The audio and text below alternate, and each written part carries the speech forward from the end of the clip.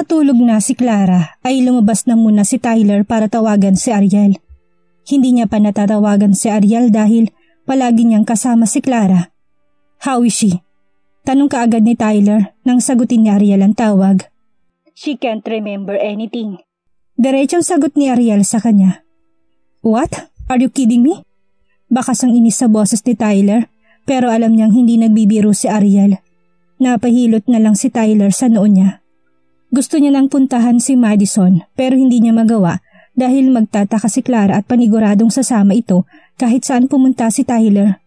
Ang sabi naman ng doktor, pansamantala lang naman ang amnesia niya at babalik din yun kaagad pero walang kasiguraduhan kung hanggang kailan. Hindi niya maalala maging ang pangalan niya pero nagiging okay na rin ang kalagayan niya. Naghihilom naman ng mga gasgas at sugat niya. "She's okay, sir, so don't worry." Tyler sighed. Ganito na lang ba ang mangyayari sa mga babaeng minamahal niya? Maaksidente at walang maaalala pagkagising? Tila ba nasasaktan si Tyler na hindi siya maalala ni Madison? Paano kung hindi na siya maalala ni Madison? Paano kung hindi temporary ang amnesia niya at posibleng abuti ng maraming taon bago siya makaalala? Hindi mo pa rin ba titigilan ng babaeng yan? Ano ba yung kailangan mo sa kanya? Gising na si Clara at dapat na kay Clara lang ang atensyon mo. Mabilis na pinatay ni Tyler ang tawag. Sa kanya hinarap ang kanyang ama. "Can you please leave me alone, Dad? I just want to rest and think." Iisipin mong babaeng yun? Tyler, hindi kita pinalaki para lang magloko ng mga babae. Wala namang problema sa akin kung sinong mamahalin mo. Pero ang magmahal ka ng ibang babae habang kasal ka, hindi yun tama. Naintindihan naman ni Tyler ang kanyang ama pero masisisi ba nila siya? 6 na taon siyang naghintay, 6 na taon siyang umasa, 6 na taon siyang nag-iisa at kay Madison niya nahanap ang kaligayahan ulit. Natuto siyang ngumiti at tumawa dahil kay Madison. Nandito naman ako kasama ni Clara. Hindi ko ba siya pwedeng kamustahin? She's in hospital, Dad, and I want to check on her. Just forget about her and start a new life with Clara. This is your fault dahil kung hindi mo nilapitan ng babaeng yun, kung hindi ka pumasok sa buhay niya, hindi mangyayari ang lahat ng ito. Hindi ka mahihirapan at hindi malilitong puso mo. Layuan mo siya, Tyler. Iwan mo na siya at alagaan mo si Clara.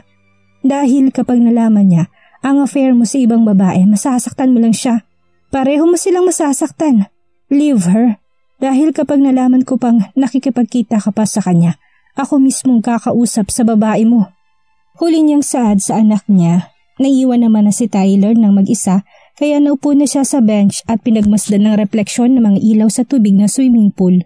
Magtatatlong linggo na siyang hindi umuwi ng Pilipinas.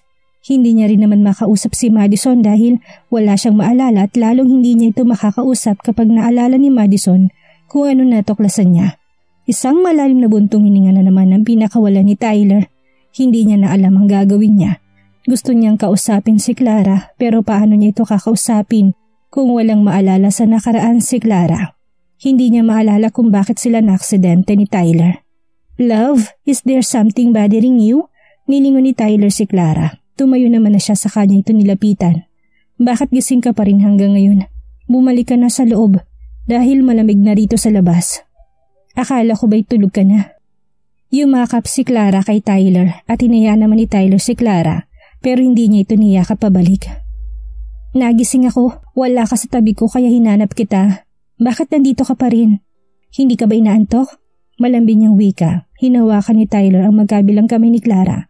Sa kanya ito inalis sa pagkakayakap sa kanya na ikinanguso ni Clara. "Simula nang magising ako, nararamdaman kong lamig-lamig mo na sa akin. May iba na bang laman ng puso mo? Sabihin mo lang sa akin dahil maintindihan ko naman. 6 na taon na akong tulog at alam kong marami na nagbago." Tiningnan ni Tyler ang mga mata ni Clara at nakikita niyang nasasaktan si Clara sa ginagawa niya. Inilingan ni Tyler si Clara sa kanya tuniyakap. "Wala naman, pagod lang ako. Marami rin akong kailangan tapusin na trabaho, lalo na't walang naiwan na gagawa ng mga trabaho ko sa Pilipinas. Gusto mo bang umuwi na tayo doon? Sasamahan kita sa lahat ng gagawin mo." Hindi naman kaagad nakaimik si Tyler dahil hindi niya pwedeng iuwi ng Pilipinas si Clara. Kung totoo mang temporary lang ang amnesia ni Madison, para niya na itong pinatay kapag inuwi niya si Clara, lalo na't sa isang bahay na nakatira si Madison at Tyler. Wala ka pa rin bang maalala sa nangyari sa nakaraan? kung bakit tayo na-aksidente at kung bakit ka nakatulog ng 6 na taon. Simula nang magising si Clara ay ngayon niya lang ito tinanong tungkol sa nakaraan. Kumalas na sa pagkakayakap si Clara sa kanya tiningala si Tyler. May dapat ba akong alalahanin sa nakaraan? May mahalaga ba akong nakalimutan? Kuryoso niya naman tanong. Ano ba tong ginagawa ni Tyler? Kahit naman natanongin niya nang tanongin si Clara tungkol sa nakaraan pero kung wala rin naman siyang maalala, bali wala rin yun. Wala naman, magpahinga na tayo. Anas niya saka sila pumasok sa loob ng bahay at dumiretso na sa kwarto nila. Nakayakap si Clara kay Tyler habang nakahiga sila pero si Tyler napakalayo ng nararating na isip niya. 3 linggo niya nang hindi nakikita si Madison at hanggang ngayon hindi pa rin siya napapanatag sa kalagayan ng asawa. Tinitigan ni Tyler si Clara, ang babaeng minahal niya ng sobra noon pero ngayon nalilito na siya sa nararamdaman niya. Clara is beautiful as Madison. Ito na ba ang sinasabi nilang sana ay 2 ang puso ko? Ilang gabi nang hindi makatulog ng maayos si Tyler dahil kasama man niya si Clara, nasa iba naman ang laman ng isip niya. Hindi niya alam kung kailan ba siya makakabalik ng Pilipinas dahil ang gusto niya kapag babalik siya, hindi niya kasama si Clara, hindi sasama si Clara. Ano bang dapat niyang idahilan? Mabait si Clara. Nang makilala niya si Clara, mas mabait ito kaysa kay Madison. Siya yung tipo ng babaeng hindi mo kayang saktan. Hindi mo sasaktan at hindi mo kayang makita siyang nasasaktan. She's fragile at lalong hindi kayang saktan ni Tyler si Clara hanggat hindi niya naaalala ang iba niyang mga alaala.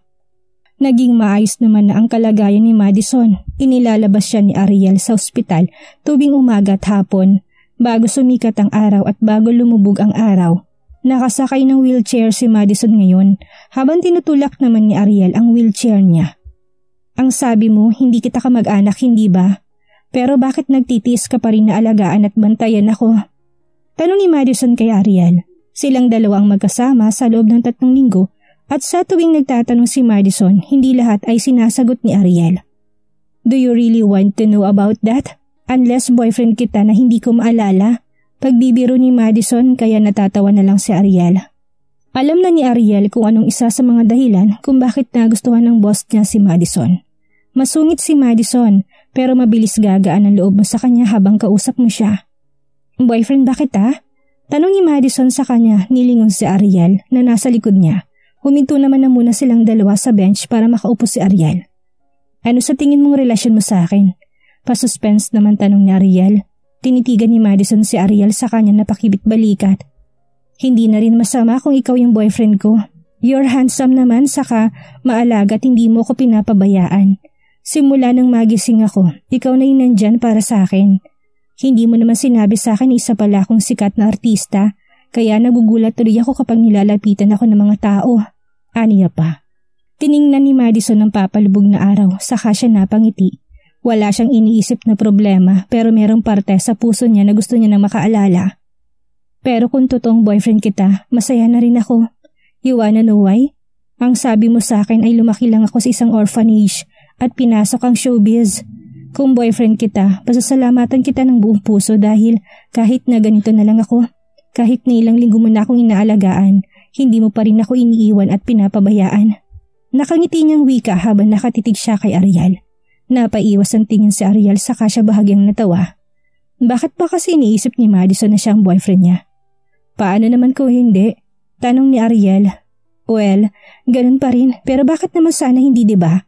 Kung may boyfriend akong iba o manliligaw, re-reject ko sila kasi ikaw lang nandyan para sa akin. Ikaw yung nagtiis na alagaan at bantayan ako kahit na napupuyat ka na. Pero kung isa ka lang kaibigan sa buhay ko, pwede naman kitang ligawan diba? Sunod-sunod ang pag-ubo ni Ariel nang masamit siya sa sarili niyang laway. Masyadong nakakagulat ang lahat ng mga sinasabi ni Madison. Nasaan ang kahihiyan niya kung siya pa na babae ang manliligaw? Are you okay? Inosenteng tanong ni Madison na para bang wala siyang sinabi. I'm okay. Bumalik na lang tayo sa loob para makapagpahinga ka.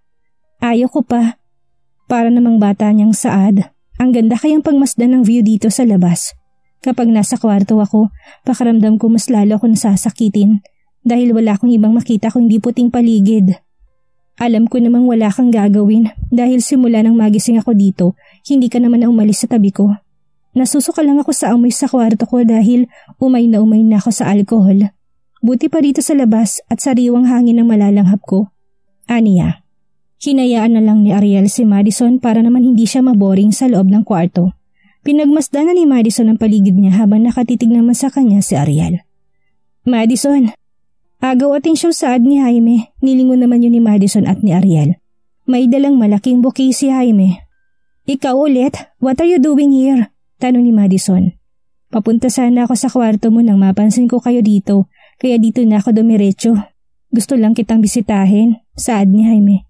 Tiningnan ni Madison ang bouquet ni Jaime. Nanliligaw ka ba sa akin? Diretsong tanong ni Madison, kaya nahihiyan tumawa si Jaime, lalo na't napakaseryoso na lalaking kasama ni Madison. Kamusta ka na? Tanong na lang ni Jaime. Araw-araw din siyang bumibisita kay Madison pero si Ariel ang nananatili sa tabi niya hanggang magdamag. I'm fine now. Gusto ko na nga lumabas dito dahil okay naman na ako. Hindi ko alam kung bakit excited na ako makabalik sa acting. You're my leading man sa hindi pa natatapos na drama natin, right? How am I as your partner? I don't remember anything at hindi ko rin kilalang sarili ko. Siguro naman ikaw ay sasagutin mo ng mga tanong ko kasi yung isa dyan wala malang tumama sa mga sagot niya. Pagpaparinig niya kay Ariel. You're good at acting. Kung napapanood mo sa cellphone mo, you're kind and you really love your job. Napanguso naman si Madison dahil para bang may hinahanap siyang sagot pero hindi niya naman alam kung ano. Lalo na't wala siyang maalala. Yun lang ba? Tanong niya. Huwag mong pilitin ang sarili mo na makaalala dahil sigurado akong maaalala mo rin ang lahat. Napatangon na lang si Madison. Wala rin namang mangyayari kahit napilitin niya ang sarili niyang makaalala. Samantala naman, napakalalim ng iniisip ni Clara. Umuwi na muna siya sa bahay ng mga magulang niya dahil ramdam niyang may mali sa ipinapakita ni Tyler sa kanya. Hindi niya naman masisisi si Tyler dahil 6 na taon siyang nakahiga at nakatulog sa ospital. Iniisip niyang baka naninibago lang si Tyler dahil sa loob ng 6 na taon ay wala siyang nakasama. Hey honey, what do you want for our dinner tonight? Tanong ng ina ni Clara sa kanya. Napabuntong hininga naman si Clara dahil masyado na siyang nag-iisip. Anything can do, ma'am, sagot niya. Napansin naman ni Imelda na tila ba malalim ang iniisip ng anak niya. Kaya nilapitan niya to. Is there something wrong, Iha? Is something bothering you? Tanong sa kanya ng kanyang ina. Isinandal naman ni Clara ang ulo niya sa dibdib ng kanyang ina. Ayaw niya sanang iwan si Tyler ngayong gabi pero ramdam niyang panlalamig ni Tyler sa kanya. Alam niyang may mali at naintindihan niya naman yun, lalo na't 6 na taon na naghintay sa kanya si Tyler. Nothing, ma'am. I'm okay. Sagot niya pero alam ng kanyang ina na may mali at may iniisip ang anak niya at posibleng dahil ito kay Tyler. This is about Tyler? You're thinking of him? You love Tyler and when you wake up, hindi ka na nahiwalay sa kanya. But now, here you are. You're staying at our house. Did you two fight? No ma'am, nothing like that happened. Mabilis niyang sagot dahil hindi naman sila nag-away ni Tyler. Gusto niya lang makapag-isip at hindi niya na yun magagawa kung nasa paligid niya si Tyler. Isang malalim na buntong hininga ang pinakawalan ni Clara. Sa kanya tinignan ng kanyang ina. In the past 6 years, did he have a relationship? Tanong niya. Ang kanyang ina naman ang napabuntong hininga dahil alam nilang darating ang araw na ito ang magiging problema nilang mag-asawa lalo na at 6 na taon siyang nakalatay sa ospital. May mga babaeng nalilink sa kanya. Kung hindi ako nagkakamali ay 2 sila. Pero puro rumor lang naman at walang napatunayan. I'm sorry anak kung minsan na pumasok sa isip kong hayaan na si Tyler na magkaroon ng sarili niyang buhay without you. For the past 4 years, hindi siya umalis sa tabi mo. He is waiting every day. Tumigil lang siya noong binawalan ko na siyang dalawin ka araw-araw dahil walang kasiguraduhan ang paghihintay niya sa'yo. I want him to be happy too. Bumalik siya ng Pilipinas bago mag5 taon. Ang aksidente niya for the past 1 year, naging madalang ang pagbisita niya sa'yo. Pagkakwento ng kanyang ina. Ngayon, naintindihan niya na kung bakit wala sa tabi niya si Tyler nang magising siya. Napayuko si Clara at mapait na ngumiti. Paano kung may girlfriend na pala siya, ma'am? Paano kung hindi niya lang masabi sa akin dahil naaawa siya sa akin? Dahil ganitong nangyari sa akin, nasasaktan niyang saad. Hinaplos ni Imelda ang pisngi ng anak niya. Hindi imposibleng iniisip nila lalo na't masyadong matagal ang paghihintay ni Tyler. Just trust him. Mag-iisang buwan na siyang nandito kasama mo, kaya kung may girlfriend na siya, hindi niya naman siguro paghihintayin ng girlfriend niya sa Pilipinas. Pero tila ba hindi pa rin mapanatag ang isip ni Clara. I don't know if I will be ready when I found out that he has someone else in his heart, aniya.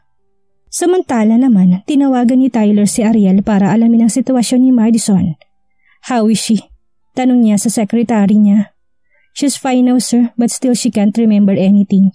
Napahilamos na lang si Tyler sa mukha niya. He wants to see Madison now, but how? He can't leave Clara, lalo na at wala ring maalala si Clara. Hindi lahat ng alaala ni Clara ay nawala, pero merong alaala na nakalimutan niya na dapat ay maalala niya. Ariel, let's go! Hey babe! Rinig ni Tyler sa kabilang linya. Napakunot ng si Tyler dahil bakit babe ang tawag ni Madison sa sekretary niya. What is happening Ariel? Tanong niya kay Ariel pero hindi nasagot ni Ariel nang lapitan na siya ni Madison.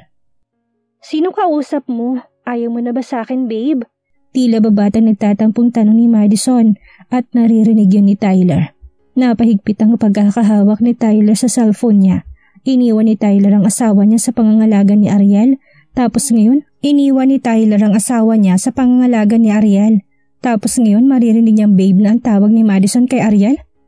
It's nothing, sa trabaho lang.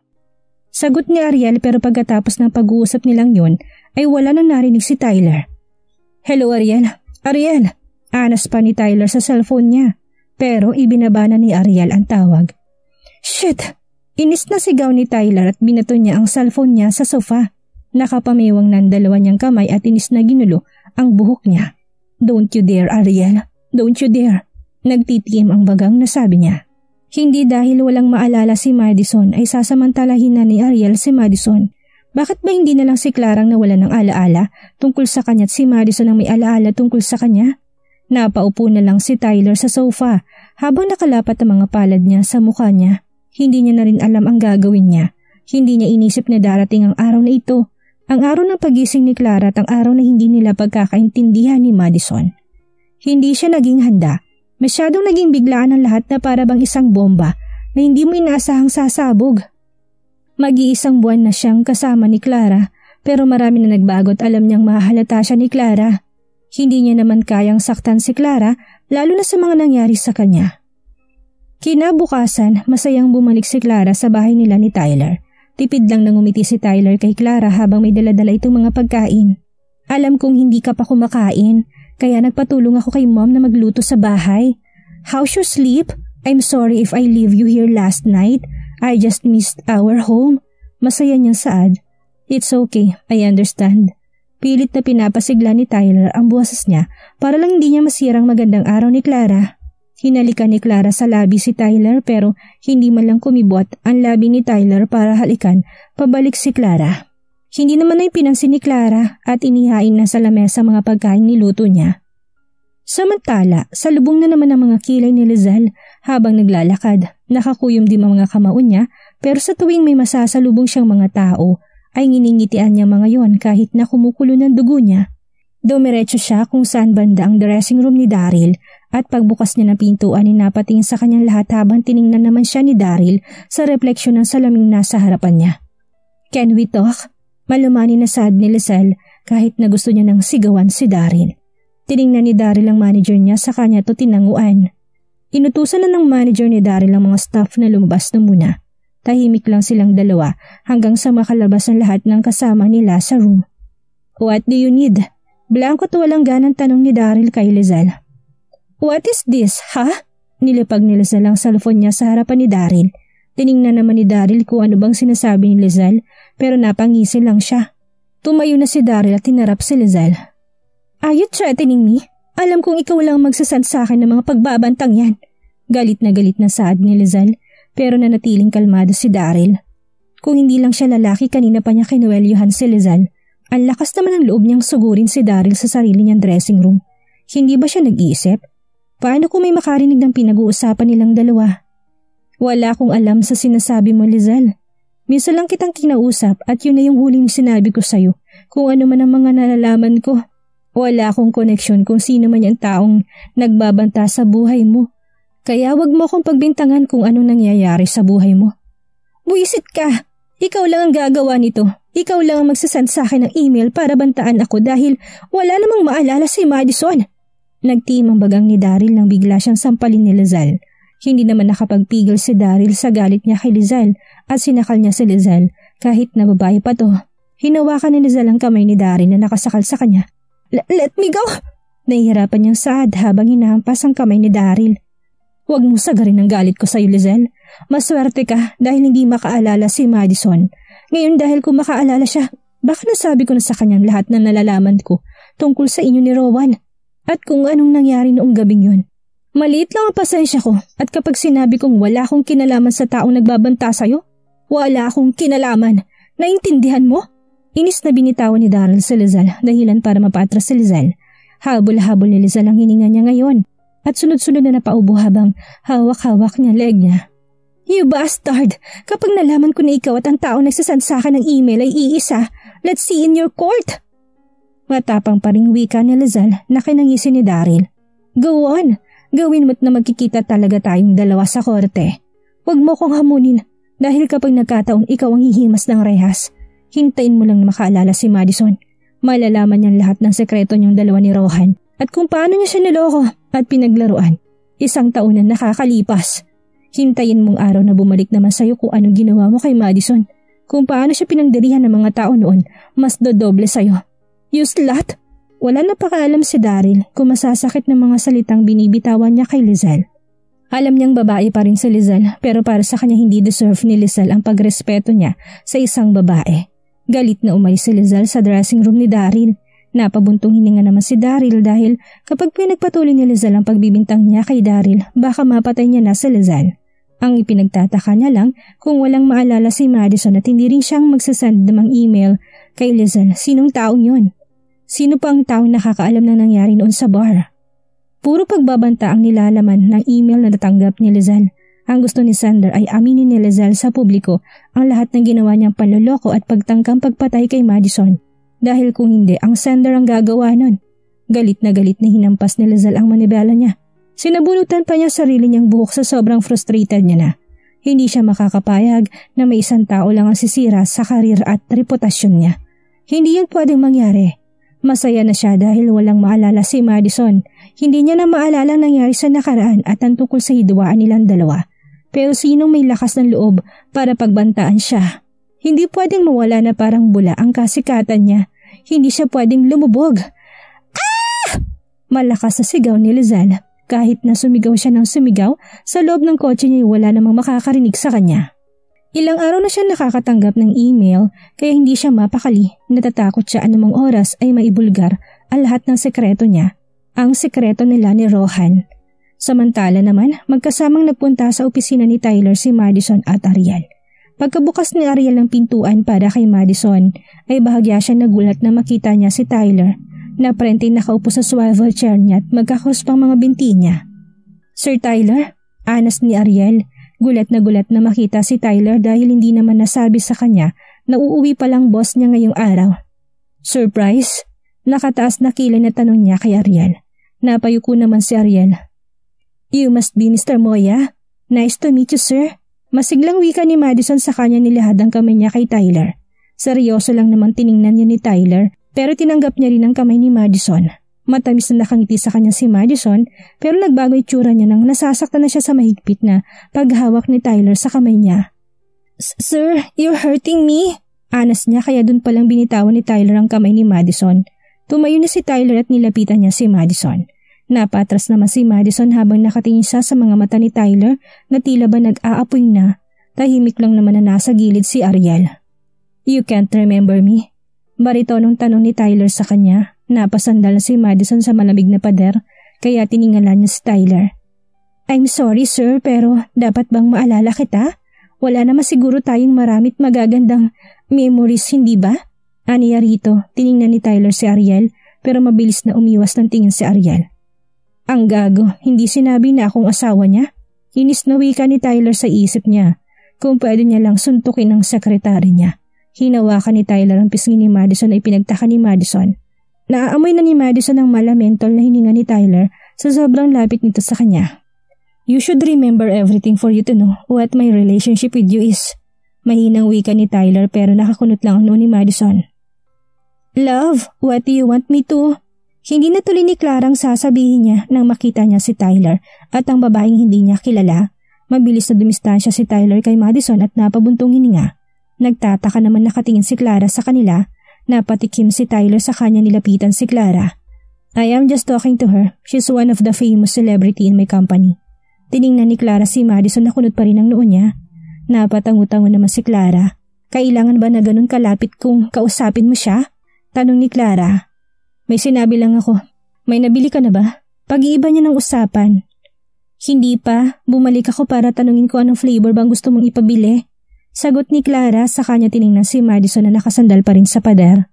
Pinagmasdan niyang kagandahan ni Madison at hindi niya maiwasang hindi ma-insecure para sa sarili niya. Dati pa namang napapalibutan ng mga magagandang babae si Tyler pero ni minsan na hindi natakot si Clara na baka mahulog sa ibang babae ang asawa niya. Pero nang makita niya si Madison para bang nakakaramdam siya ng takot. Aalis na po muna kami sir. Pagpapaalam ni Ariel, tiningnan ni Tyler ang kamay ni Ariel na nakahawak sa kamay ni Madison. Napaigting ang panga niya at nagtiim ang bagang niya. Umalis na muna kayo Clara and Madison. Kakausapin ko na muna ang sekretary ko.